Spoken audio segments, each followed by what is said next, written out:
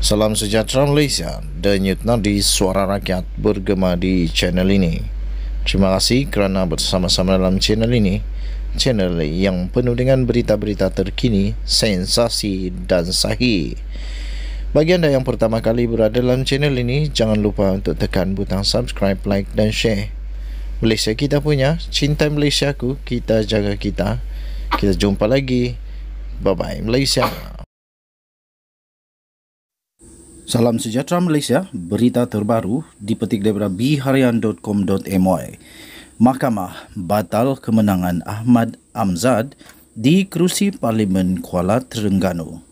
Berita penuh.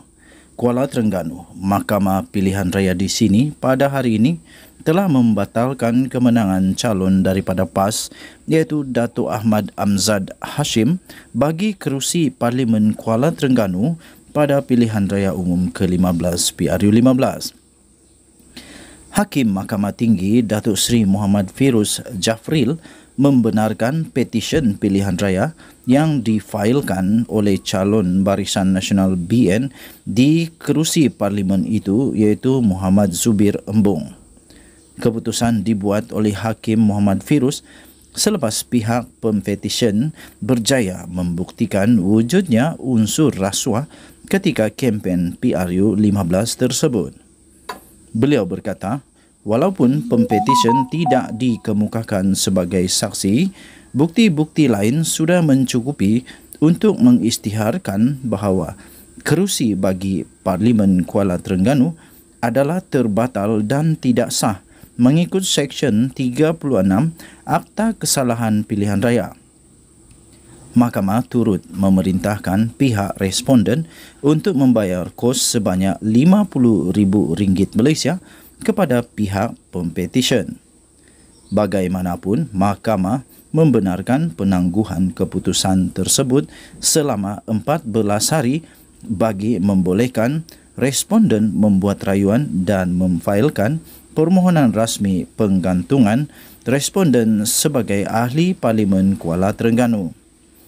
Ahmad Amzad diwakili oleh peguam iaitu Wan Rohimi Wan Daud, manakala peguam Datuk Muhammad Hafarizam Harun mewakili Muhammad Zubir.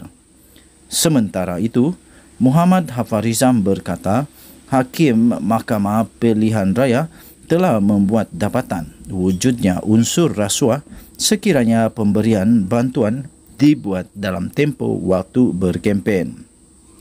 Katanya dalam kenyataan tersebut, Yang Arif dalam kes Kuala Terengganu juga telah membuat satu dapatan menyatakan minda pengundi yang menerima wang itu tidak relevan, tetapi yang penting ialah situasi di mana pemberi itu memberi wang untuk meraih undi, katanya. Dalam pada itu, Wan Rohimi berkata pihaknya akan memfailkan permohonan rasmi bagi penggantungan Ahmad Amzad sebagai ahli Parlimen Kuala Terengganu.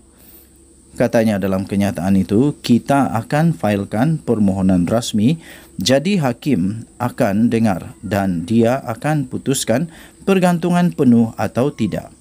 Tambahnya, jadi kalau dia iaitu hakim memberi pergantungan penuh, keputusan hari ini digantung. Itu tidak berkuat kuasa. Jadi tidak akan ada pilihan raya bagi Parlimen Kuala Terengganu sehingga Mahkamah Persekutuan memutuskan semua sekali, katanya.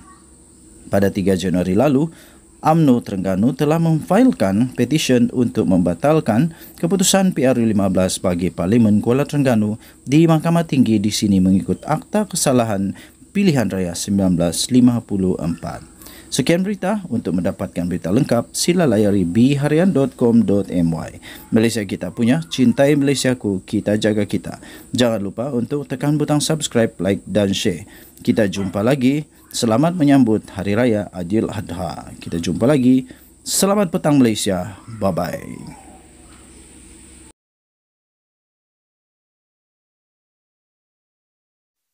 Salam sejahtera Malaysia, denyut nadi suara rakyat bergema di channel ini. Terima kasih kerana bersama-sama dalam channel ini, channel yang penuh dengan berita-berita terkini, sensasi dan sahih. Bagi anda yang pertama kali berada dalam channel ini, jangan lupa untuk tekan butang subscribe, like dan share. Malaysia kita punya, cinta Malaysiaku, kita jaga kita. Kita jumpa lagi. Bye-bye Malaysia.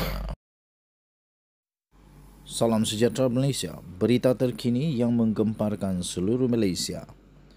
Berita baru saja diterima, diterbitkan di bharian.com.my. Disahkan lebih seorang ahli politik disyaki melindungi judi haram, kata SPRM. Berita penuh. Kuala Lumpur, Siasatan Suruhanjaya Pencegahan Rasuah Malaysia SPRM terhadap dakwaan ada ahli politik yang melindungi kegiatan judi haram dalam talian di negara ini adalah membabitkan lebih daripada seorang ahli politik. Mengesahkan perkara itu, Ketua Pesuruhjaya SPRM Tan Sri Azam Baki memaklumkan pihaknya tidak boleh mendedahkan identiti ahli politik atau parti yang disertai oleh suspek berkenaan kerana siasatan masih lagi berjalan. Kata beliau, dalam kenyataan tersebut, kita sedang siasat perkara ini. Laporan ahli politik lindungi kegiatan judi haram baru dibuat dalam bulan lepas. Jadi, kita masih lagi mengumpul maklumat, katanya dalam kenyataan tersebut. Tambahnya lagi, kita tak boleh dedahkan siapa ahli politik berkenaan. Tapi saya boleh sahkan, siasatan memang sedang dijalankan. Kalau terbukti, ia adalah satu kesalahan.